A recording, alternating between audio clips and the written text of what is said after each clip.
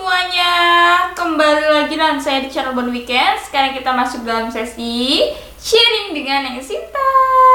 Oke teman-teman, dalam video kali ini saya ingin membahas tentang keuntungan pemberkasan online CPNS yang diterapkan pada periode CPNS tahun 2019 ya teman-teman. Jadi sebenarnya kalian mendapatkan keuntungan apa sih dari pemberkasan online ini jika dibandingkan dengan pemberkasan manual dari periode 2018 dan sebelum-sebelumnya.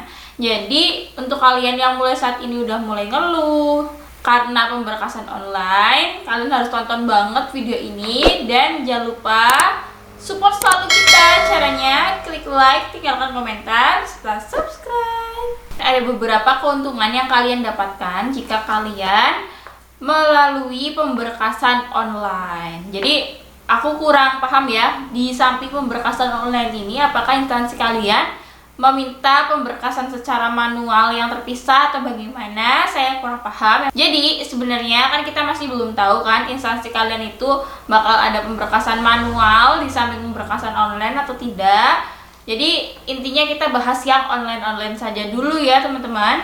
Jadi yang pertama, keuntungan dari pemberkasan online yaitu tidak perlu repot meminta legalisir. Jadi kalau pemberkasan manual itu ada beberapa berkas yang harus dilegalisir di tanda tangan basah. Jadi pada pemberkasan manual biasanya itu memerlukan beberapa dokumen yang harus dilegalisir tanda tangan secara basah, misalnya seperti ijazah, transkrip nilai, SKCK, surat kesehatan itu dilegalisir dengan tanda tangan dan cap basah teman-teman. Cuman yang aku baca dari pemberkasan online ini seperti ijazahnya itu menggunakan scan ijazah asli, dimana berarti tidak memerlukan legalisir. Ini lagi bicara tentang pemberkasan online ya teman-teman.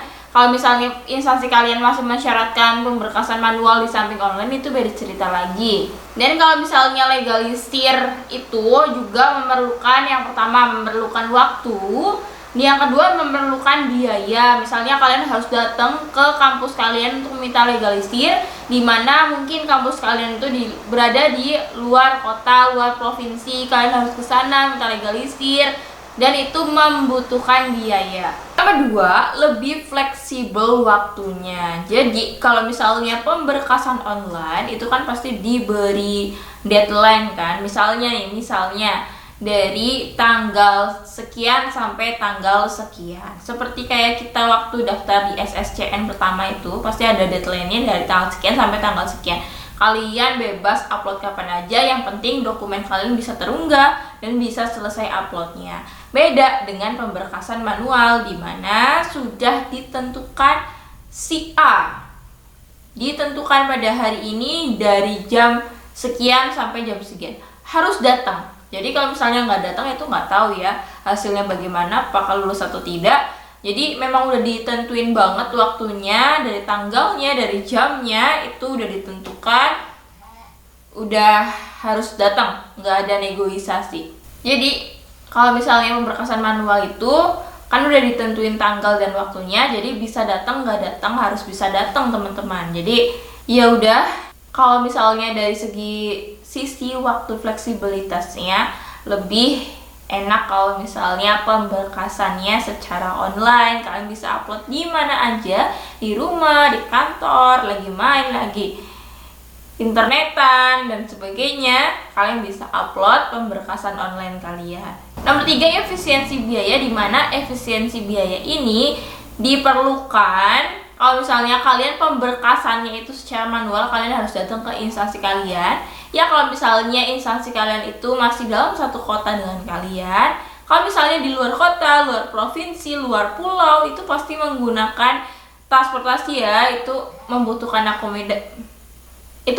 transportasi, membutuhkan akomodasi yang tidak sedikit teman-teman. Jadi efisiensi biaya bisa dari segi transportasinya. Kalau misalnya secara online, kalian berarti hanya tinggal membeli paket data internet dan kalian bisa internetan, atau kalian bisa menggunakan internet gratis yang disediakan biasanya di sarana-sarana publik ya teman-teman, atau mungkin di kantor kalian bagi kalian yang masih ke kantor gitu. Jadi lebih efisien dari segi biaya juga. Yang keempat, tidak repot dalam penyusunan berkas. Jadi kalau misalnya pemberkasan manual, kalian itu harus rajin mengecek satu-satu dan mengurutkannya sesuai dengan daftar persyaratan. Misalnya yang nomor 1 ada ijazah, nomor 2 ada transkrip nilai, itu harus disusun secara sistematis dan benar. Tapi kalau misalnya pemberkasannya secara online, kalian tinggal upload saja berdasarkan menu-menu yang tersedia pada website tersebut. Jadi lebih praktis sih daripada kalian harus mengurutkan berkas dan kalian harus checklist satu-satu. Mana nih berkas yang udah ditumpuk dan yang belum diurutkan.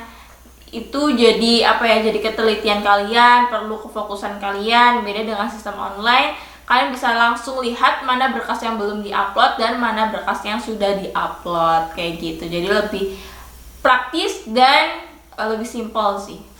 Nomor 5, lebih hemat kertas. Dimana kalau misalnya kita pemberkasan secara manual, kita butuh berangkap-rangkap fotokopian yang dilegalisir. Kalau misalnya secara online, itu kan kita bisa melampirkan scan aslinya.